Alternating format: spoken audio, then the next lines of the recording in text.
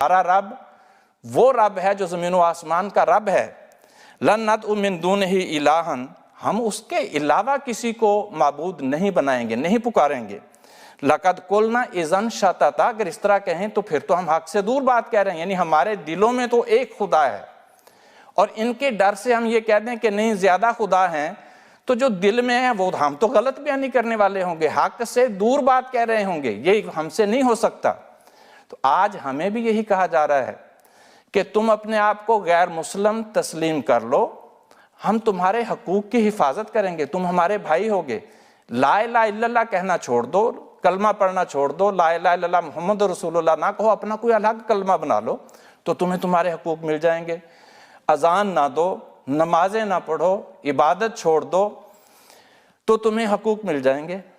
اب کیا عجیب بات کر رہے ہیں کہ جس خدا کی خاطر ہم ایمان لائے ہیں، جس رسول نے پیش گوئی کی تھی کہ آنے والا مسیح آئے گا، اس پر ایمان لانا، اس تک پہنچنا، اس کی بیعت کرنا، اس تک میرا سلام پہنچانا، ہم اس رسول کی بات کرنا چھوڑ دیں، ہم اس خدا کو چھوڑ دیں، اور صرف اس لیے کہ تم ہمارے حقوق، تم کون ہوتے ہو ہمارے حقوق کی حفاظت کرنے والے؟ ہمارے دلوں کی مضبوطی ہمارا خدا ہے، جو فرما رہا ہے کہ ربطنا علی قلوبہم، جس نے ان کے دلوں کو مضبوط کیا تھا وہ آج ہمارے دلوں کو بھی مضبوطی عطا فرما رہا ہے. وہی خدا آج ہمارا خدا ہے، وہ خدا بدل تو نہیں گیا. جس خدا نے اس وقت ان کی حفاظت کی تھی تو کیا وہ خدا ہماری حفاظت نہیں کرے گا؟ وہ 100-125 سال سے تو وہ ہماری حفاظت کر رہا ہے، اور انشاءاللہ آئندہ بھی وہ ہماری حفاظت کرے گا. تم کہہ رہے اس خدا کو چھوڑ دیں، اس رسول کو چھوڑ دیں، تو یہ آپ لوگ ہمیں حقوق دیں گے؟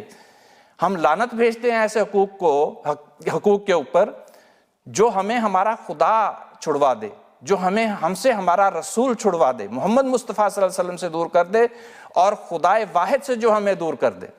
یہ کس طرح ممکن ہے کہ وہ خدا جو ہماری زندگی ہے اس کے بارے میں تم کہہ رہے ہو کہ اس کو چھوڑ دیں؟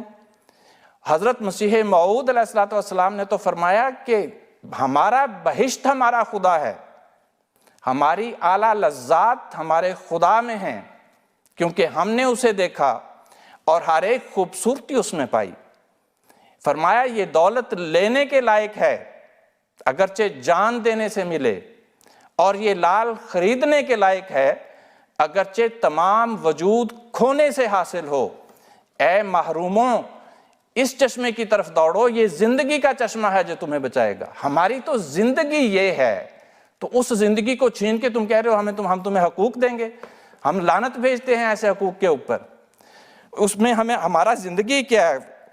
تو حضرت مسیح علیہ السلام نے فرمایا کیا زندگی کا ذوق اگر وہ نہیں ملا، لعنت ہے ایسے جینے پہ گر اس سے ہیں جدا. تو اگر ہم خدا سے جدا ہیں تو ہم تمہارے حقوق کو لے کے کیا کریں گے؟ تو آج ہمارا وہی نعرہ ہے جو مسیح موسوی کے ماننے والے اصحاب کہف کا نعرہ تھا کہ ربنا رب السماوات والارض، کہ ہمارا رب زمین و آسمان کا رب ہے. لن ندعو من دونہ الہا، ہم اس کے سوا کسی اور کو معبود نہیں پکاریں گے. تو آج مسیح محمدی کے ماننے والوں کا بھی یہی اعلان ہے کہ ربنا رب السماوات والارض لن ندعو من دونہ الہا، ہم اس کے سوا کسی کو معبود نہیں پکاریں گے. تم اگر یہ کہتے ہو کہ کلمہ چھوڑ دو ہم تمہارے حقوق کی حفاظت کریں گے، ہم تمہارے حقوق کے اوپر تھوکتے بھی نہیں ہیں.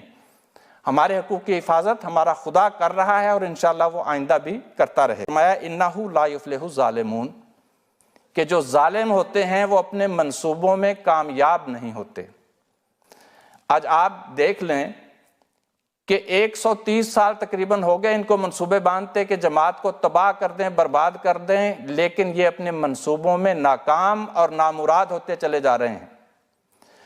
اور جماعت احمدیہ ہے، مسیح محمدی کی جماعت ہے، وہ اللہ تعالیٰ کے فضل سے اپنے منصوبے جو وہ پروگرام بناتی ہے اس میں کامیاب ہوتی چلی جا رہی ہے. تو کیا یہ اس بات کی علامت نہیں ہے کہ ظالم کون ہے اور مظلوم کون ہے؟ ظالم وہ ہے جو اس مسیح کا انکار کر رہا ہے جس کو خدا نے بھیجا ہے. اور اس لیے کہ ہمیں غیر مسلم قرار دیے ہوئے کتنے سال، یعنی 74 میں انہوں نے ہمیں غیر مسلم قرار دیا تھا، یہ تقریباً 46 سال ہو گئے ہیں. اور 46 سال میں غیر مسلم قرار دیا، کام نہیں بنا، پھر پابندیاں لگائیں، کام نہیں بنا، پھر سزائیں رکھ دیں، کام نہیں بنا۔ اور آج اتفاق سے گزشتہ دنوں میں ایک بات چل رہی تھی کہ جی کمیشن میں احمدیوں کو رکھا جائے، پھر یہ کہ جی، اور اس سے جو ہمیں اس کمیشن سے غرض ہی کوئی نہیں، ہم تو حکومتوں پہ یعنی اس طرف جانے والے لوگ ہی نہیں ہیں، ہم تو خدمت کرنے والے لوگ ہیں۔ لیکن جو بات کرنا چاہتا ہوں وہ یہ کہ جب یہ معاملہ اٹھا تو وہی علماء، وہی وزراء، وہی اینکر، وہی سارے لوگ جو دیکھتے آ رہے ہیں کہ 46 سال سے تو یعنی ویسے تو پورے 130 سال سے ظلم ڈھا رہے ہو، لیکن 46 سال سے غیر مسلم قرار دے کے تم نے قانون بنا کے بھی دیکھ لیا، لیکن آج تم نے یہ جب قانون بنانے کی کوشش کی، یہ دراصل خدا نے ان کے منہ سے نکلوایا کہ ہم ناکام ہو چکے ہیں۔ کیوں؟ اس لیے کہ انہوں نے یہ سب نے تسلیم کیا کہ اس کمیشن میں احمدیوں کو نہیں رکھنا۔ کیوں نہیں رکھنا؟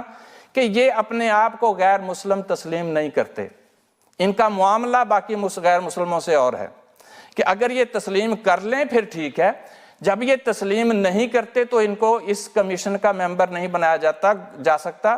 گویا انہوں نے اپنی زبان سے اس بات کا اقرار کیا کہ اصحاب کہف کی طرح حضرت مسیح موعود علیہ السلام کے غلام بھی آج تک اپنے عقیدے کے اوپر قائم ہیں کہ لا الہ الا اللہ محمد رسول اللہ، اور تم نے قانون بنا کے، دکھ دے کے، تکلیفیں دے کے اور ہر قسم کے ظلم اور ستم ڈھا کے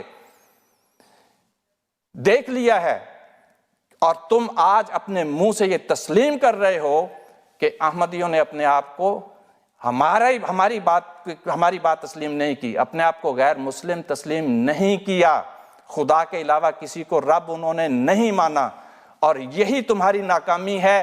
اور خدا یہی فرما رہا ہے کہ انہ لا یفلح الظالمون، کہ ناکامی جو ہوتی ہے وہ غلط لوگوں کی ہوتی ہے، جو سچا ہوتا ہے وہ ناکام نہیں ہوتا۔ تو یہ چیزیں بتا رہی ہیں۔ پھر اگلی آیت بتا رہی ہے کہ وَإِذِ اعْتَزَلْتُمُوهُمْ فَأْوُوا إِلَى الْكَهْفِ، کہ جب تم ان سے الگ ہو گئے ہو، انہوں نے تمہارا بائیکاٹ کر دیا ہے، ٹھیک ہے تم الگ ہو جاؤ، تو پھر اس کا نتیجہ کیا ہوگا کہ اللہ تعالیٰ اپنی رحمت سے تمہارے لیے فراخی کے سامان پیدا کر دے گا۔ تو اب دیکھ لیں جہاں جہاں ہجرتیں ہوئی ہیں، ہجرتوں کے بعد اللہ تعالیٰ نے فراخیاں عطا فرمائی ہیں۔ آج جماعت احمدیہ کے لیے بھی فراخی کا یہ سامان خدا نے پیدا فرما دیا ہے، لیکن ہمارے لیے یہ سبق ہے کہ ہم اصحاب کہف کے بالکل مثیل ہیں۔ جس طرح مسیح موسوی کے ماننے والوں کو یہ دکھ اور تکلیفیں اٹھانی پڑیں، اسی طرح حضرت مسیح موعود علیہ السلام کے ارشاد کے مطابق آج ہمیں بھی یہ دکھ اور تکلیفیں اٹھانی پڑ رہی ہیں، لیکن یہ یاد رکھیں کہ یہ چیزیں اللہ تعالیٰ بار بار فرماتا ہے کہ یہ تکلیف تو ہے، لیکن اس تکلیف کے پیچھے کامیابی ہے۔ اگر ہمیں کامیابی ملے گی تو صرف اور صرف اس صورت میں ملے گی کہ ہم یہ تکلیفیں برداشت کرتے رہیں، لیکن اپنے خدا کا دامن نہ چھوڑیں، اپنے رسول کا دامن یعنی محمد مصطفیٰ صلی اللہ علیہ وسلم کی رسالت کا دامن نہ چھوڑیں، اور مسیح محمدی علیہ السلام کا دامن نہ چھوڑیں، اور خلافت کا دامن نہ چھوڑیں۔ اللہ تعالیٰ ہمیں استقامت عطا فرمائے، اور اپنے اس کام میں، اپنی اس اطاعت میں کامیابی و کامرانی کے ساتھ وہ تمام برکتیں ہمیں عطا فرمائے جو خدا تعالیٰ نے اس دور میں مسیح محمدی صلی اللہ علیہ وسلم کے ساتھ وابستہ کی ہیں۔ آمین۔ وآخر دعوانا ان الحمدللہ رب العالمین۔